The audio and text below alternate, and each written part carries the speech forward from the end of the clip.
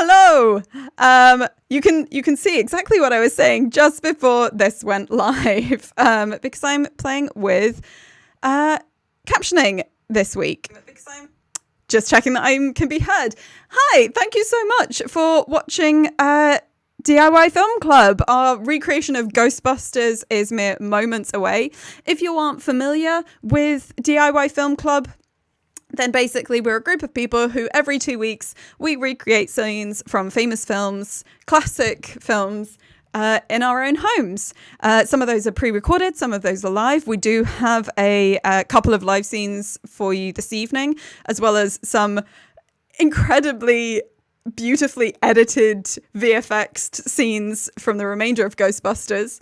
And as standard, where we don't have those scenes recreated, we will have a special guest from that film narrating to fill in the gaps for you, if you are one of the vanishingly few people who haven't seen Ghostbusters. Oh, do not worry. I am trying out captioning because trying to utilize that more. Unfortunately, the individual videos won't have captioning. I'm afraid we've not got to that point of advancement.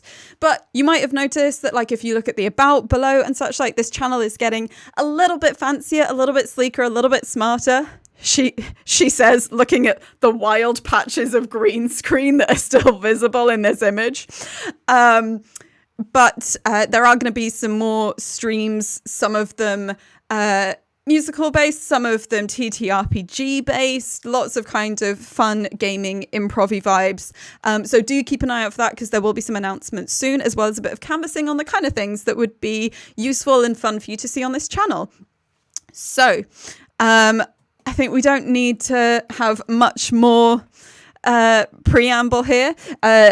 Hello to everyone. Hi, Virtually Opera. Hi, Rhys for Robin, T. Jancis, Dark Designer, Naomi Thinks It, Kavindi Kid. Oh God, I'm sorry. Raggy and Jess. I'm just going to call you Raggy and Jess because that's your names.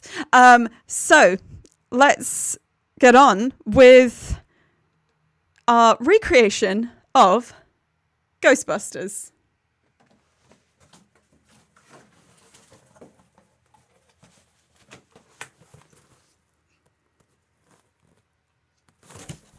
Hello! I'm a ghost that was caught by the Ghostbusters in one of their ghost traps. But, thankfully, I've managed to semi-break out of it so that I can recount to you the story of the Ghostbusters. Warning, I might be a bit biased against them because, as I have mentioned, I'm a ghost that they trapped in their very, very fancy scientific trap box. So, who are the Ghostbusters, you may ask, and why, when they're based in New York, am I, for some reason, Northern? Very valid questions, some of which may get answered. I think the best... best is an interesting word in this context, but maybe the best thing we can do is just give you the initial introduction to, arguably, the man who started it all.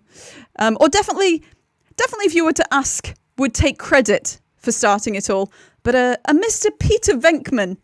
And what was he like, you ask? Well, like I say, I am biased against him. But reflecting on it, there were various parts of his personality that actually are not that desirable at all in the kind of leading man you might consider him in this story. But anyway, I digress. Let's cast our minds back to thinking about Peter Venkman. Okay, I'm going to turn over the next card. I want you to concentrate. Tell me what it is. Square. Good guess, but wrong.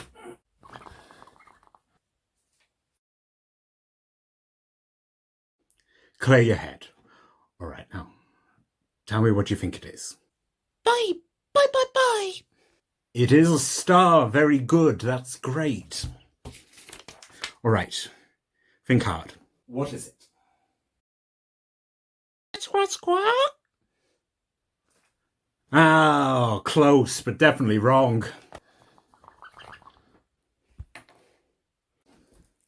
Right. What is it? Come on. Bye. Incredible. That's 5 for 5. You can't see these, can you? Bye. You're not cheating me, are you? Bye, bye, bye, bye, bye. Okay. Nervous? Squawk, squawk, squawk. Don't worry, you only have 75 more to go. Okay. What's this one? Squawk, squawk, squawk, squawk. Sorry, this just isn't your lucky day. Squawk, squawk, squawk.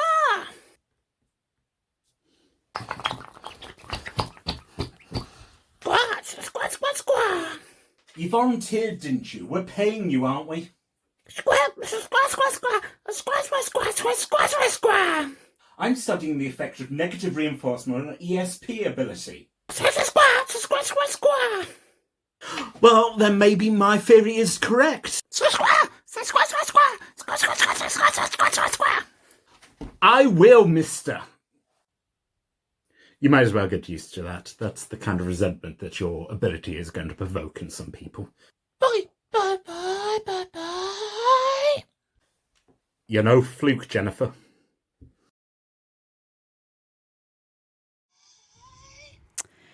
So, I've been reminded, Dr. Peter Venkman. Also, this is definitely nothing to do with green screen not working. It's because I'm a ghost. I love that the captions have clarified a girl ghost. But yes, Dr. Peter Venkman, I have been reminded by my memories that are in the Twitch chat, obviously upholding incredible ethics there. Unfortunately, that's going to be very characteristic of how he generally treats women. Like I said, not necessarily the leading man type that we would fully hope for him or a doctor to be. But Dr. Venkman, alongside Rhys and Egon Spangler, I believe most likely also doctors, gather together to investigate the paranormal. And they start to find instances of this. They start to find what they believe is indeed proof of ghosts. And one of their first instances is at a very, very creepy library. And for that, I'm going to pass over to someone who helps me remember things, a lovely person called Leo. So over to you, Leo. I'm not sure who Leo is. I am simply a humble librarian. And it is the soothing nature of reshelving time that is taking care of the books and putting them back in their right place. Obviously, this is my inner monologue because one should be silent in a library. And I am proud to work at New York Public Library, a monument to American progressivism, even if relentless misogynists like that Dr. Venkman preclude me from a position in the prestigious university libraries, much like my predecessor, Miss Oliver, who tragically perished while tramping through the snow to retrieve unreturned books. But here, I am mistress of my own domain. And many troubled spirits come to public libraries, and I do take care to find out what haunts them and help them find some resolution so they can live in peace, not just dominate them as though they were monsters in a prison and I just some masculine thug enacting a hideous power fantasy. But there's something very odd in the air. All these newfangled private sector ideas, thinking that they can replace the generous-hearted work of public servants like myself and dear departed Miss Oliver. Those nice young men in the public health department, excellent examples of this work, and I can't imagine who would object to them in their daily duties. Perhaps I should get them over here to make sure that there's nothing dangerous or remotely suspicious about our basement. But here we are, getting ready to file the appropriate index cards, and making sure that it's all nice and proper, just as Miss Oliver would. But just relentless misfiling, actively in process. Miss Oliver would have never stood for this. And we never did find those books she was looking for. It's still marked as unfinished business that I'm sure anybody searching for paranormal causes of these incidents will inquire about while discussing with primary witnesses, not just assailing any troubled spirit that they see. But, Miss Oliver, I thought you were...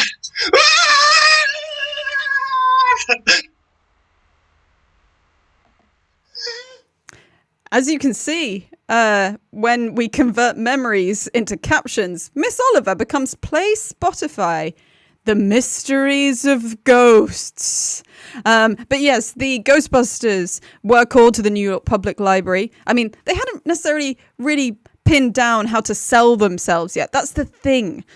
Because they were academics. They didn't understand the notion of product and branding yet. But they gathered themselves. They tried to convince as many people as possible that they were indeed serious scientists. And they did the best they could.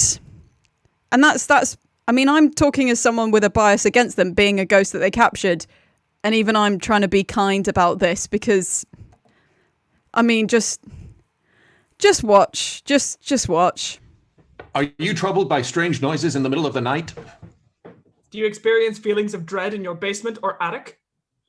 Have you or your family ever seen a spook, spectre, or ghost? If the answer is yes, then don't wait another minute. Pick up your phone and call the professionals. Ghostbusters!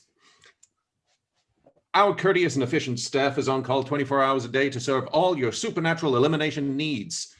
We're ready to believe you.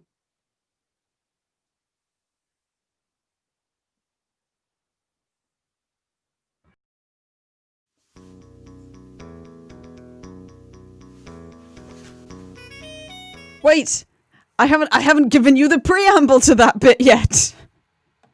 Damn ghost technology. Yes, as you can tell, they weren't good at selling themselves. But they did manage to get a little bit of work. And indeed there were other ways, more catchy ways, really, that they were able to drum up business. And so we give you the very much non-infringing Wraith Wreckers.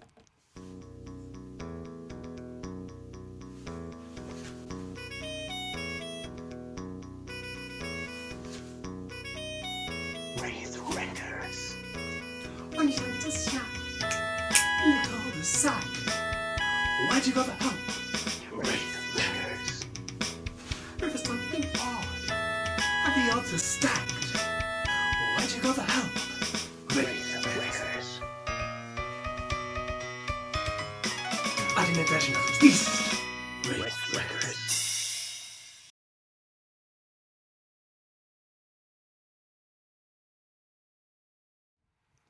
Genuinely stellar stuff there. So with this new movement building behind them, with the ads going out, Venkman met a lady. She was called Dana. As you can imagine, his behavior wasn't great. But we'll move past that for now. Not moving past in a way to suggest that we condone it, but because we've got other things to consider right now. And let's not give our time and our thoughts to that currently. So they did, however, have various other jobs to do that didn't simply involve eggs breaking and bizarre ghosts seeming to live in people's fridges and a complete nether horror space. In fact, they had a hotel that very much needed some huge assistance.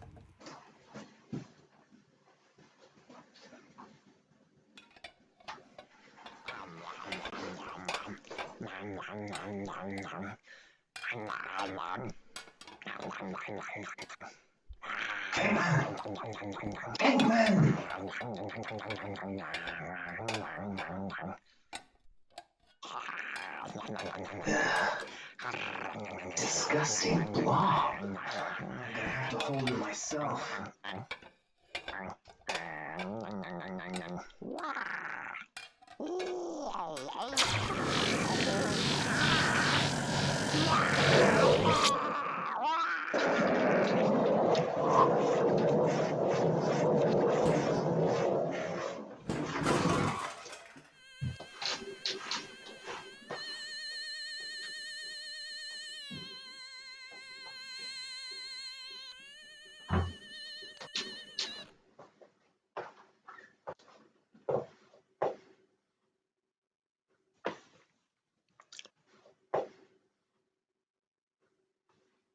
Come in, Ray. Bateman, I saw it. He's here, Ray. He's looking at me. He's an ugly little stud, isn't he? I think he can hear you, Ray. Don't move. He can't hurt you.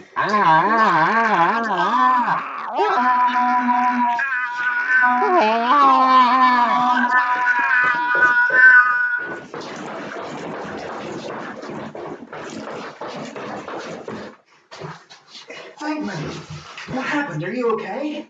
He slammed me. That's great! Actual physical contact. Can you move? Ray, come in, please. I feel okay. Zengler. Yeah, I'm with Bateman. He got slimed. That's great, Ray. Save some for me. So, actual contact. Ghosts, if you hadn't realised yet, they genuinely are real. I'm not just some poorly teched woman having a mild breakdown in her 30th year. I'm a ghost. I'm an actual ghost. And the Ghostbusters, because ghosts are real, of course they had more work. They tried to help Dana where they could, but Dana was being pursued by a form of almost demonic ghost by the name of Zool. There was also a man, Lewis Tully, who was being pursued by similar forces when he wasn't talking about, I think, being an accountant. Major things were going on in the city, but they were also... the Ghostbusters were getting a lot of bad attention as well as the good. For instance, these little boxes only fit one ghost at a time. I mean, technically they fit more, but where I'm concerned, they only fit one ghost at a time. And so, beneath their huge beneath their huge fire department base, they built a containment system for an obscene number of ghosts that was able to contain a huge amount of energy. And obviously, this caught the attention of the EPA. Yes, the Environmental Protection Agency are some of the bad guys in this film. And whilst huge things were happening out in the world with ghost activity becoming stronger and stronger and the Ghostbusters uncovering more and more, and very importantly, them becoming so busy that they recruited a new Ghostbuster, Winston Zeddemore, who, fun fact, when Ernie Hudson auditioned for this film, Winston was in the entire film, and then he arrived to actually start shooting scenes, and they had cut him from the first half of the film. There are various theories as to why that is. There's various reasons as to why it's particularly Winston who received that treatment. I'm sure everyone who's watching this stream can draw their own fairly accurate and representative conclusions there. But with the additional manpower, knowledge, and support that Winston was able to offer, they took on more and more jobs, noticing more and more activity. But obviously they had their detractors, especially a man with no dick. They caused an explosion. Yeah, those three. Those three right there. Yeah, the three college professors that were thrown out for questionable practice. Yes, those three. Yeah. They were operating an illegal, unregulated nuclear reactor under the streets of Manhattan, and you're taking their side. Sorry, hi, Walter Peck, EPA, responsible for the air that we breathe, the water we drink, and you not eating poison. That's what I'm kind of here for. So, yeah, those three, they caused an explosion. And yes, I know the walls are bleeding over there. That's another story. But they are charlatans. They are con men. They are drugging people and putting on a light show and then telling everyone that they rescued them from ghosts, which is frankly ridiculous. I can't believe I have to say that, but their excuse for running, again, can't believe I have to say this, an unregulated nuclear reactor in the center of New York is ghosts. And you're not taking them seriously. Okay. Worst case scenario, they're con men. Worst case scenario, they're con men who are running an unregulated nuclear reactor. best case scenario, there are literal ghosts. There's actual fucking ghosts. And how long did it take them to start capitalizing upon that? To make money out of trapping ghosts? Is that not terrifying to you? They have proof of life after death, and they have decided to trap it for money. How are you still siding with them? They are not the good guys. They're the bad guys. I'm the good guy. I'm trying not to get everyone exploded. Do you know about Chernobyl? Well, you don't. It's 1984, but you will. Then you'll be thanking old Walter Peck here, being like, man, I'm so glad there wasn't an enormous nuclear explosion in the middle of a crowded city. But what? Yes, I know he made the joke about me having no dick. That I don't really care right now. What is more pressing is the massive explosion that is going to be happen. No. You're actually siding. Okay. Yeah. No. I will show myself out and away. A very long way away from here. Thanks very much, Mayor of New York, you jeb end.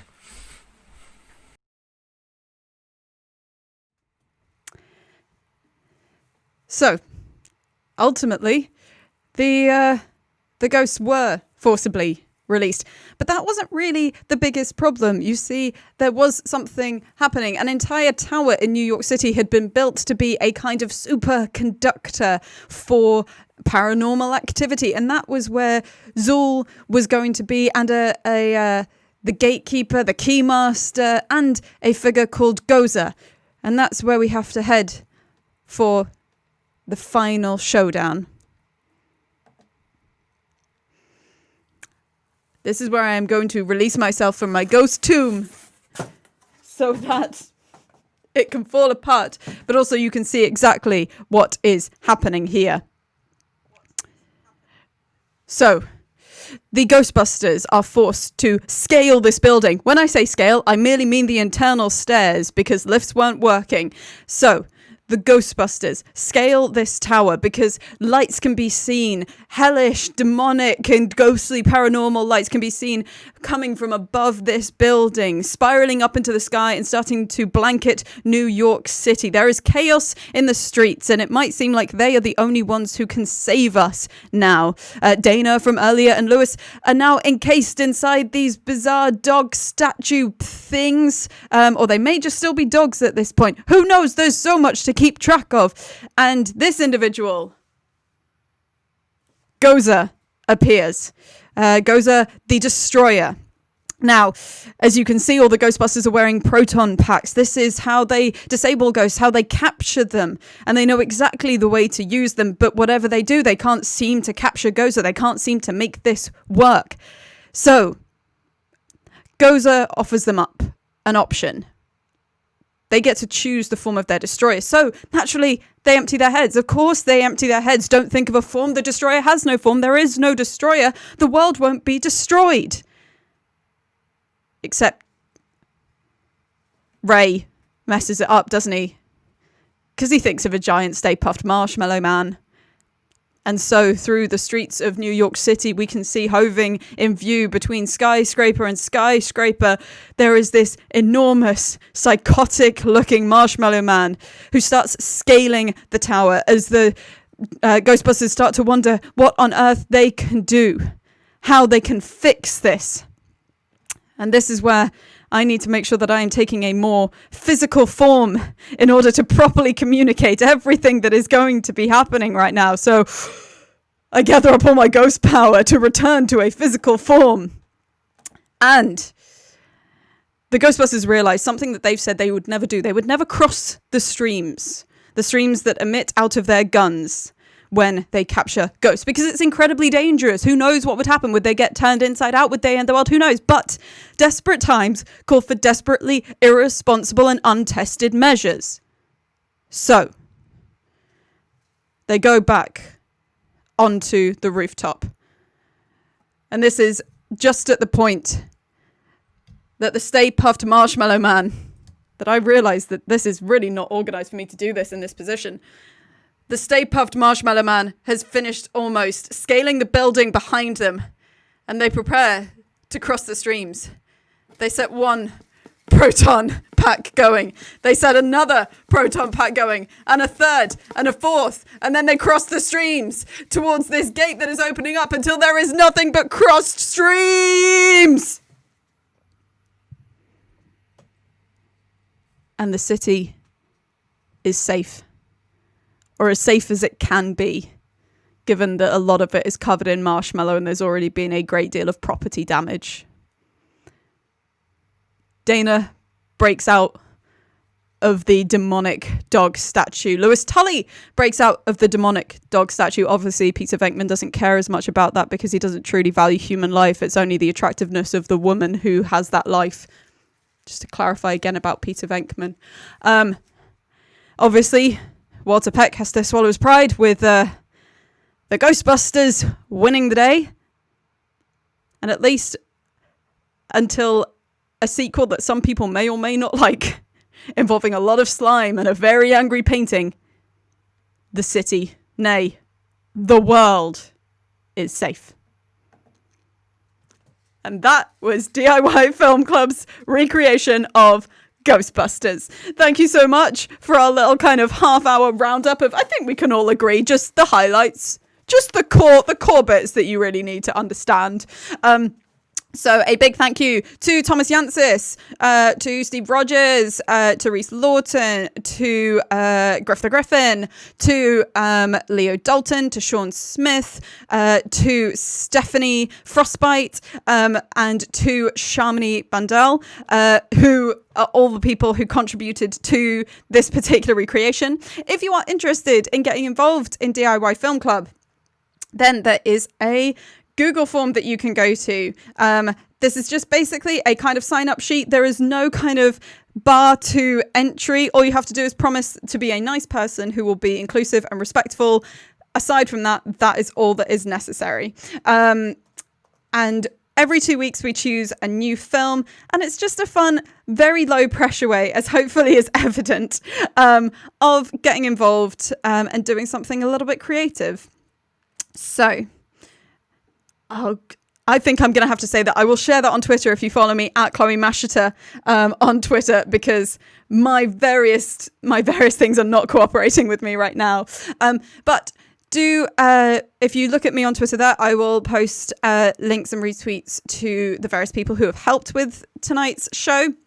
And additionally, thank you very much for everyone in chat. And also, do keep an eye out on this channel. Do follow if you have the capacity to do so. I believe there should be no reason you can't if you're in chat.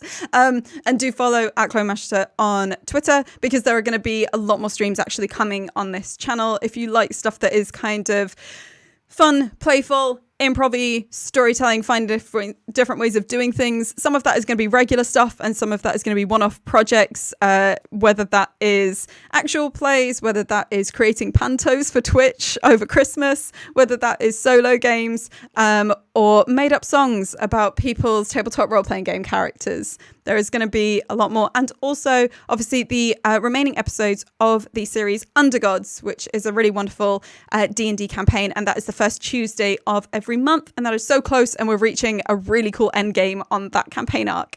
So I'm not going to keep you all any longer. You've still got plenty of a Friday night to enjoy. Thank you so much for watching.